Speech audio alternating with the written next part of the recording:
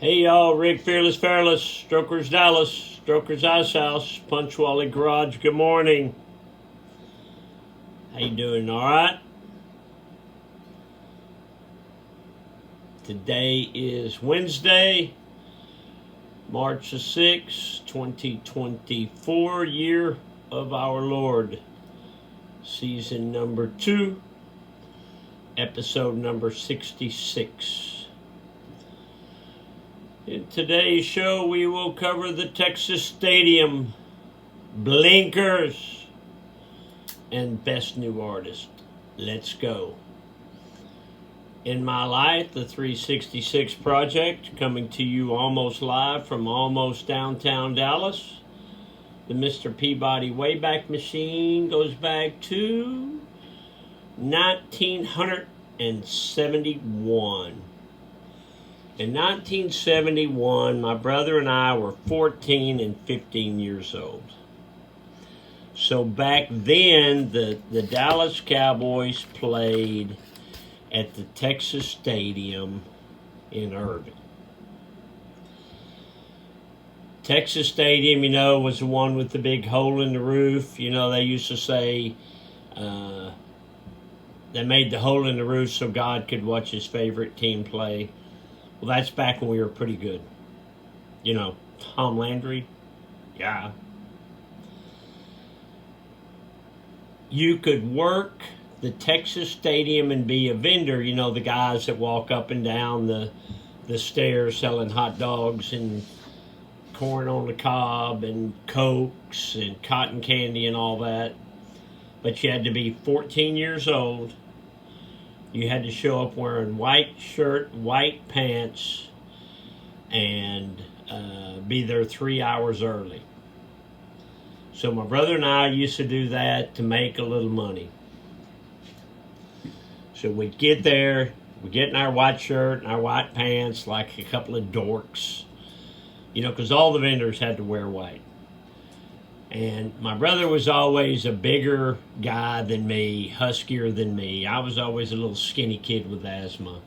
And, so he would sell hot dogs and Cokes and, stuff that was heavy. And they put me in the line with the chumps. So I would sell cotton candy and popcorn and stuff that was light because I was a smaller fellow. And every time you got a rack, you went out, sold your stuff, brought it back, gave them the money, they counted the money, and then you got a ticket for $1 or whatever it was. So every time you sold a rack, you got a little ticket that you could cash in. So what we did that they didn't like is we wanted to watch the Cowboy game. That's why we were there. Make a couple of bucks, watch the Cowboy game. So we would sell, we would be a vendor up and down the stairs, and we were always right next to each other for half the game, 3/4 of the game. Then we would cash our tickets in and find some empty seats to watch the game. And what was cool is when the game was over, we hung around and we used to find, programs and souvenir cups and different things because we were huge Dallas Cowboy fans. We were raised to be Dallas Cowboy fans. My dad was a huge fan. My mom was a huge fan. And if you're from Dallas, Texas or Irving, Texas, you should be a fan of your team. And we were and are. But that was like a special memory, most of these kids these days at 14 and 15 years old can't get off the couch long enough to do something like that. We got a lot of exercise. We were outside all the time. Not so much with these kids these days. Kind of sad, really. All right, let's check that truck. Check that truck, you big old... Woo! Hey, look at that! What do you got there, boy? Well, I don't like to brag, but these are $100 shoes. That's probably about what they cost now. $100 shoes. So you've got the outline of the $100 bill on there. There's whoever's on the $100 bill, Jefferson or somebody. I don't remember. Kind of cool. White toe, double black racing stripes. Look how close those pinholes are. Green logo with a little wear mark on them. Black shoestrings. One eye down.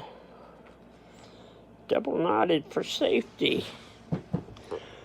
I'm going to go ahead and say it. These are, say it with me, y'all, these are some handsome Chucks. Okay, well, I got you out here. Let's check my office. We ain't got to go far. Ma's Roadhouse. It takes one tough mother to run the baddest biker bar in Texas. There's the tough mother right there. We're on True TV. Hey, another picture of Pearl. Roach Paint Company Millionaire Club. What was a sales rep? Yeah, I remember. You got Debbie and me and Meg and Biggin and my wife Susie. Her Way or the Highway. So that was a great show. It's still on YouTube, as is Texas Hardtails. So you can find us there. You know, my mom was pretty crazy on the show. And I used to say she was a combination of Fred Sanford and Granny from the Beverly Hillbillies. She didn't like that analogy, but it's pretty close. She's a tough woman. And people would say, is she like that in real life? And I'd say, oh no, we had to calm her down for the show. She's a tough one. She's got a birthday coming up on March the 9th. I'll come up with a special show for that day. Hopefully I can make it through it. Love you, Mom. Dad joke. There are two kinds of people in this world. Those that use blinkers and idiots. I followed a Land Rover going home last night, lived in my neighborhood. Some gun ain't got a blinker one. Wouldn't you think if you're driving a fairly new car or a brand new car, you got a blinker? When did people get away from blinkers? Please, use your blinkers. Signal your intentions. We want to know. Get off the couch, a motivational minute. My mom gave me great advice when I was young. She said, whatever you do, don't wake up at 65 years old. I'm now 67. And think about what you should have done with your life. I'm good.